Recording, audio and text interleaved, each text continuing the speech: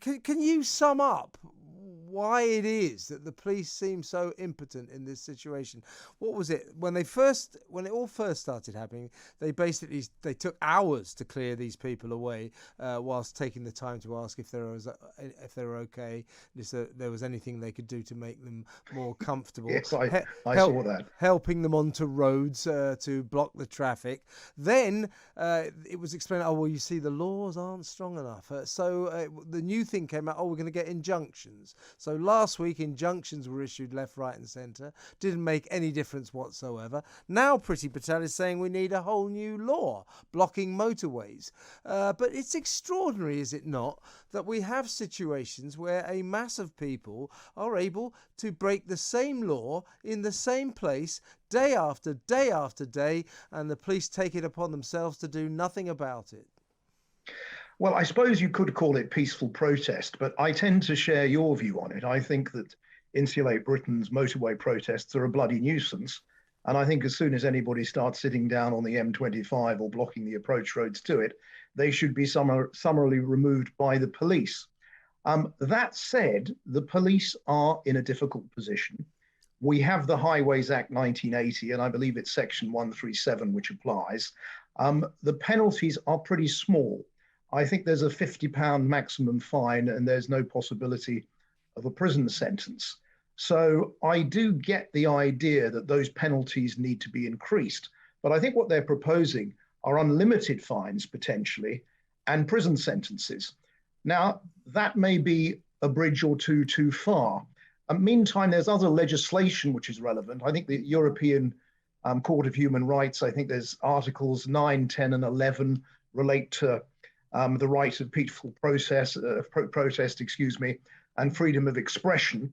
And there is concern that, there may be issues there. Now, this does present us with a dilemma in a free society or a free-ish society. I've, in the past, organized massive, very peaceful protests in London, dealing with the police. And, they were no problem at all and they went off well. We seem to have a different sort of protest here. This is a protest which is deliberately a nuisance. And I think most people would say that they shouldn't be allowed to do it. And therefore, that might require some change in legislation. But it's a very delicate balance. What concerns me is that legislation that could be introduced, which will generally limit the right of peaceful protest in the future, which is a fundamental right in this country, and one which I suspect there's some people who would like to limit that right. So there are important issues that come up here. I agree with that. Of course, everybody has the right to demonstrate and protest, but I do think in the light of what these people from Insulate Britain are doing and what the Extinction Rebellion mob did on the bridges of London and throughout the streets of London a year or so back, a couple of years back as well, these deliberate targeting of normal people going about their business, these targetings have to stop, and we need laws to differentiate between a peaceful, righteous protest and a protest that is aimed directly at disrupting other people's lives. Would you agree with that? I take your point, Kevin, but one thing that does come up in this, and which I'm very interested about, is who actually are Insulate Britain? Who funds them? Where do they come from? I saw a spokesman for them on morning television the other day, and he was extremely confident, self-confident to an extraordinary extent, even though he was having quite a battle with the presenter. And it's the same with some of these other organizations. I suspect they're being funded from sources which are not transparent.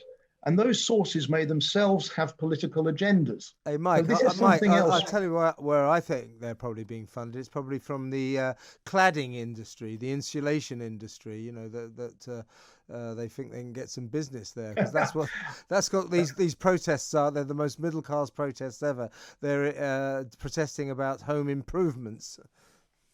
Well, I don't think it's just about that, although I can see the benefits to the home improvement companies. There are people out there, very, very wealthy people, who are funding some protesters now. And they have their own political agendas and would like to change our society. So this isn't something just to be discounted. I think all of these groups should be much more transparent about where they get their money from, because a lot of them, a lot of them have other political agendas. Some organizations, for example, which have been protesting recently, quite clearly have a Marxist agenda, which is, something that opposes the way we live in this country. So these are important issues. I mean, I think our freedom of expression in this country is a marvelous thing. I think our right of protest is a marvelous thing. I suppose, in a way, when a police inspector goes up to these people and says, "Is there anything you need? Would you like a cup of tea?" In a way, that is a marvelously British thing, and rather unlike the French CRS, who will pile in with, pickaxe handles and beat people's heads in. And, other countries around the world where a similar approach is seen. Indeed, we've seen it even recently in countries like Australia and New Zealand, rather disconcertingly, which seem to be behaving in a manner that we've never seen them before.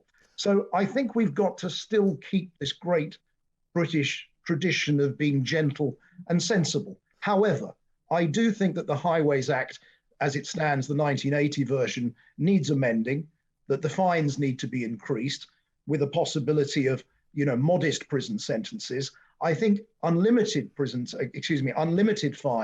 and heavy prison sentences, I think that's going too far. Yeah, well, what I would suggest is that these new increased powers bestowed upon the police by a kind of amended law about blocking motorways would allow the police to charge them with this serious offence and then remand them in custody to keep them in detention, because make no mistake, these are middle class people from places like Tunbridge Wells. They're all from the home counties, which is why all their demonstrations are all around the outskirts of London, and they're not the kind of people who want to go to jail. They really don't. They wouldn't like that. So what I feel the situation is not providing the police with right now is a serious deterrent. These people are not being deterred from what they do. In fact, they're almost being encouraged by the weakness of our laws. And I do think something has to be done about that.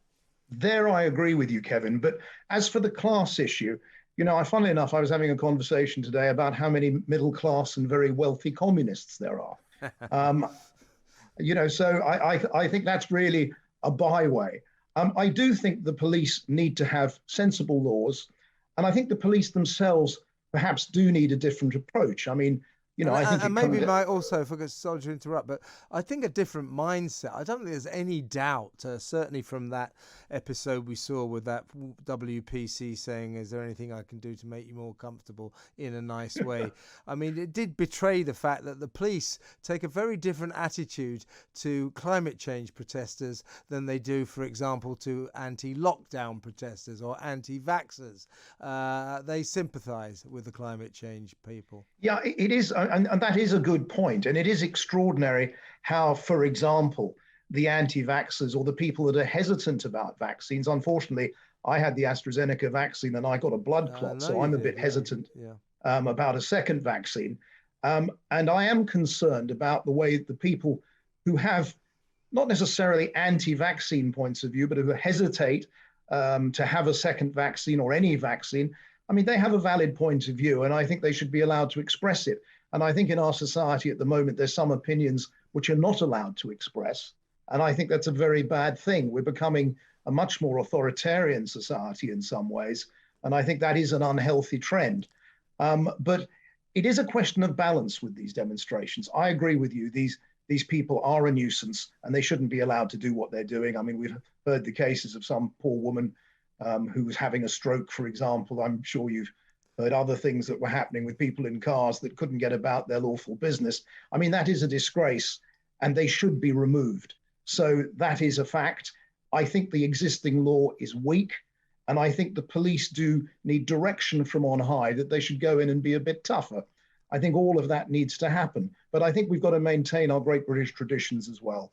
Yeah, I agree. But the great British tradition has to encompass anti-vaxxer protesters, anti-lockdown protesters. I mean, they've got the right to protest just as much as the Insulate Britain and Extinction Rebellion mob have. So I agree with you totally, Mike, but it has to be an even playing field. And at the moment, the suspicion is that it's not. But I, for one, do hope that Priti Patel manages to do something that enables the police to deal with these people robustly. And funnily enough, we just saw, while you were talking, footage of what happened by Wandsworth Bridge. I think it was this morning, or it may have been yesterday morning, where a few motorists took it upon themselves to clear the road, went up and, shall I say, quite gently but forcefully lifted these people off the road, plonked them on the pavement, and then waved all the traffic through, which to my mind looked like a textbook lesson to the police how to deal with these situations. Yeah, I've seen some of that footage too, but it is a dangerous precedent in a way when the public start doing the police's job. The police should have been only doing because that. the police aren't doing that job, Mike. Yes, no, I take that point, and it's well made, but it is a potentially dangerous precedent too. You don't want people taking the law into their own hands. You want effective policing, community policing based in consent, as is our tradition. And I think it could be improved in this case, no doubt about that. Good to talk, Mike. Always a pleasure. Mike Yardley, he